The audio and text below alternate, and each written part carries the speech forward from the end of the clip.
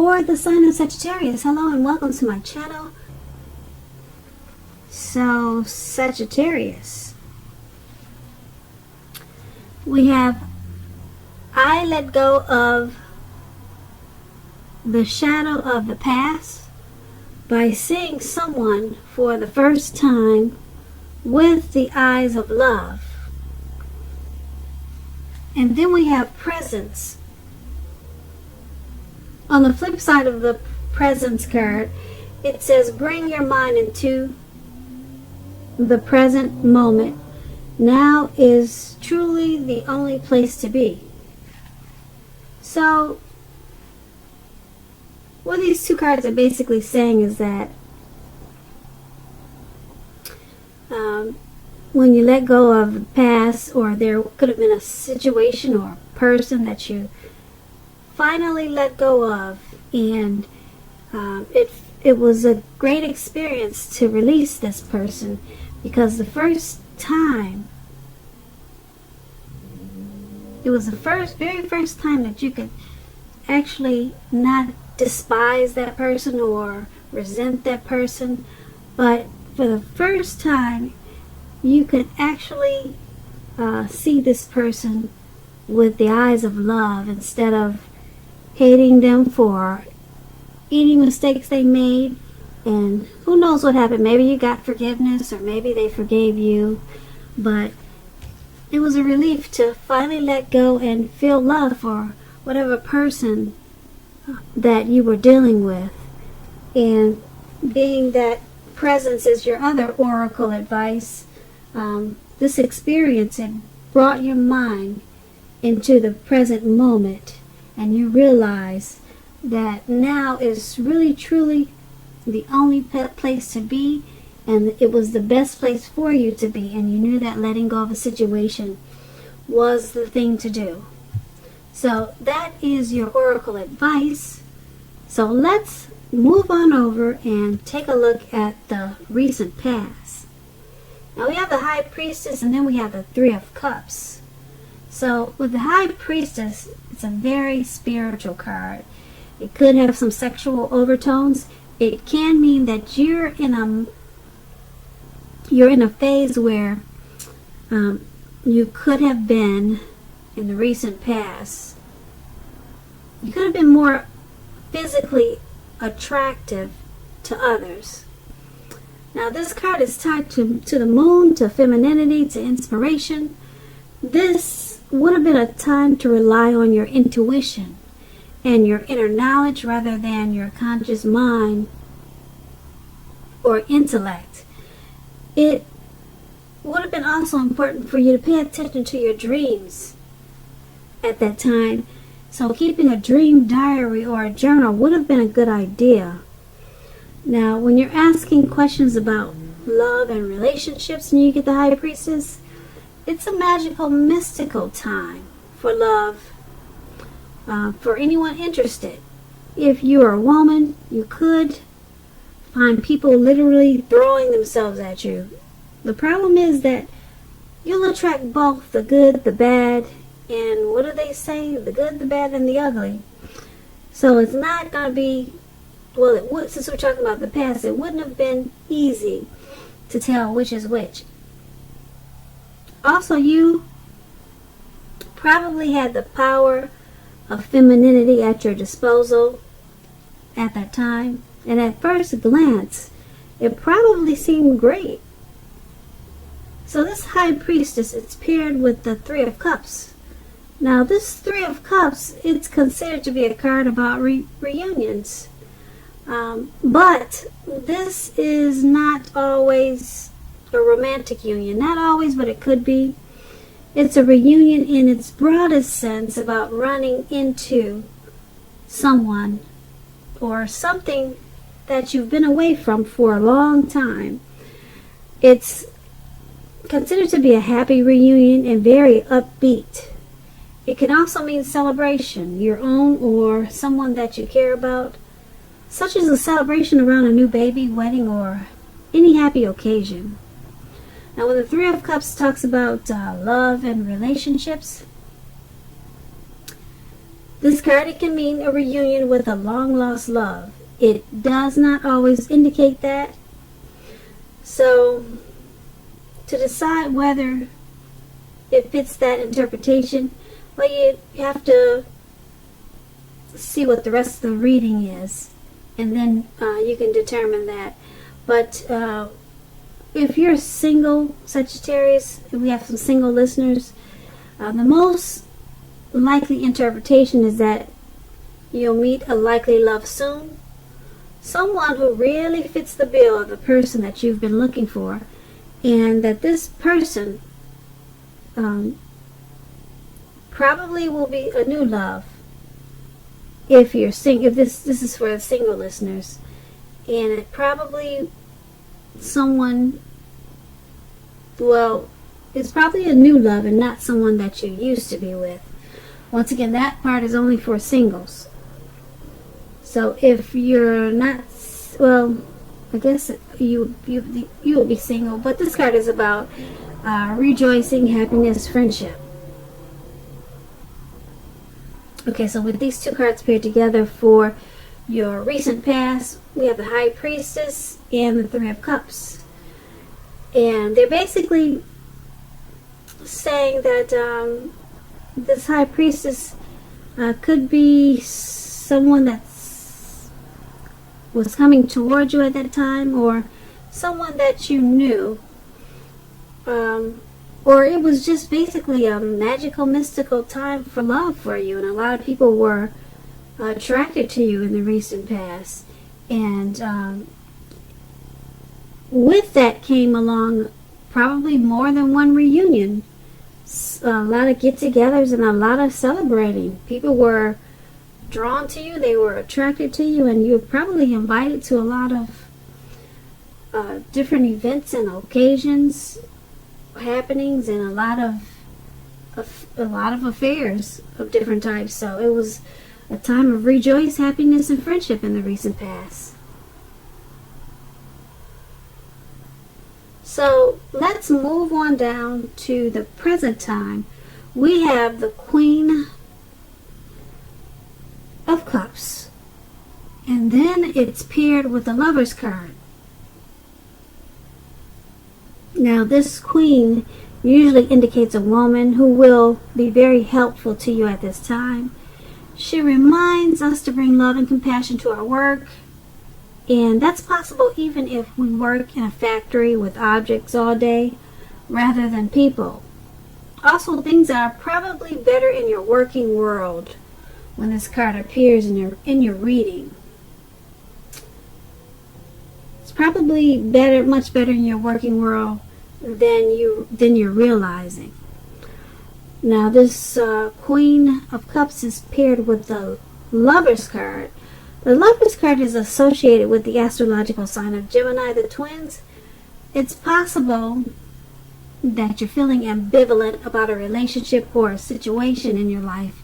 It could be that your heart is telling you one thing and your head is telling you another. The thing to do is, within the bounds of your morality, is to follow your heart. Some people say there are only two modes that any of us are operating under at a time, and that's fear or love. So when you get the Lover's card, it's pretty much saying that it's safe to choose love.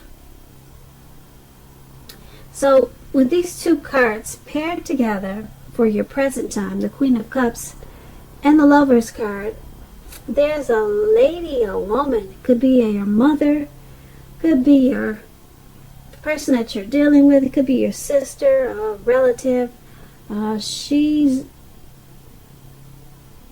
very loving and compassionate. That's her energy. Okay, and like I said, she's either coming towards you or she's already there in your life. And it's paired with the Lover's card. Yeah, this is a whole lot of love. She's bringing love and compassion, and then the Lover's card brings love in capital letters to the center stage of your life. So I'm picking up that this is something romantic, very romantic, and very loving There's a whole lot of love in these two cards for your present time. So this is not really supposed to be a love reading, but it seems like it's turning out to be that way. But it's a great thing. A lot of love. This Lovers card, yeah, you'll be coming together with this Queen of Cups. It's going to be a really loving union. Very strong. Very strong.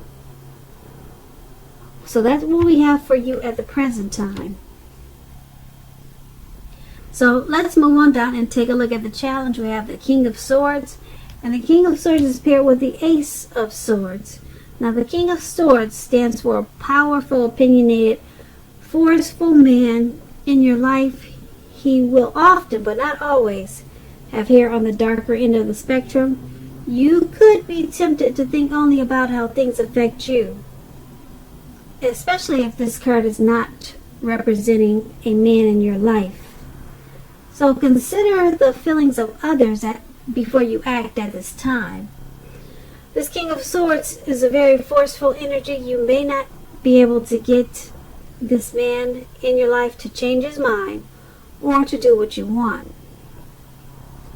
You may need to change something major about your behavior, thoughts, or expectations, but make sure you do not overextend your reach. The King of Swords is paired with the Ace of Swords. Now, the Ace of Swords is a indicator of new beginnings of some sort in your life, possibly on several fronts. Sometimes this new beginning, it can be started by a separation of some kind from a relationship or from a job situation. Just know that as anxiety producing as such a new beginning can sometimes be, that underneath it all is good beneficial energy that's getting you to where you want to go. The Ace, it calls on us to not be afraid to make a leap if it's in our best interest. So, with these two cards paired together for your challenge, there's a very forceful, opinionated, narcissistic type of man that's coming towards you. Okay, and if it's not someone coming towards you or in your life like that already, there's going to be a situation that's going to cause for you to be like that. Okay, very forceful, very opinionated, very sharp, maybe arrogant, maybe pushy, overstepping your bounds. And being that it's with the Ace of Swords, it's going to create a new beginning. So this person is going to help you create a new beginning or some type of situation that's causing you to be like this King of Swords. It's creating probably more than one new beginning. Okay, this person is this narcissistic type. They're helping you create the new beginnings because you're separating from them. Yeah, because the Ace, like I said, it's about a separation. And you have to separate before you get this new beginning. So, you're this forceful person. Yeah. You're leaving them behind. You've got the Ace of Swords. You're going to take your sword out and you're going to... You're just going to slice them out. You're going to slice out the situation. You're going to slice out the person. This narcissistic type, you know that it has to go. So, whoever this is, it could be an uncle, it could be a co-worker. Someone is giving you a hard time, but you're done with it. You cut it out, and it's causing you to have several wonderful new beginnings. So, that is your challenge. Now, let's move on over. Take a look at the outcome.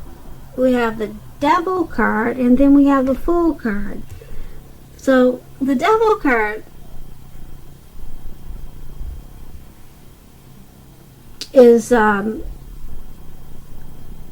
you have to realize that no matter what your situation is, that you always have options to choose from when you get the Devil card. First things first, don't let other people tell you that your options are limited. If you come to that conclusion, be sure you're coming to that conclusion on your own. Regardless, it's going to be crucial to remember that you can free yourself from whatever restrictions are holding you back at any time you choose to do so. You may have the feeling now that you are not in control of your life. Sometimes this will happen as a result of our own actions, but more often as a byproduct of inaction. So make sure to take action, whatever steps you can, to give yourself the feeling of, however slight, of being in control, even if it's merely taking a choice on what you're going to have for dinner. Small baby steps, they're important also. So this Devil card is paired with the Fool card. Now the Fool card, it's about newness in one form or another. In many ways it indicates the open-hearted energy and innocence of a child. Because children, they're trusting, and trust forms the basis for this card. This is generally a positive card in the tarot. It's positive. It's about taking a leap. So it's positive. It's an important time to be sure that you're looking where you're going also. Because if you're trusting yourself to take a step into the unknown, that's one thing. But if you do so without any thought whatsoever, it could be a big mistake. Just like you see in the picture there. He's taking a leap without any thought whatsoever, and he's about to walk off into the, who knows, Atlantic Ocean. So yep, you got a childlike energy and you're ready to take a leap, but try to pay attention to what you're leaping into. Now, for your outcome, this Devil card and the Fool card paired together, it's basically letting you know that you've got some obsessions, some type of a devil energy, addictions,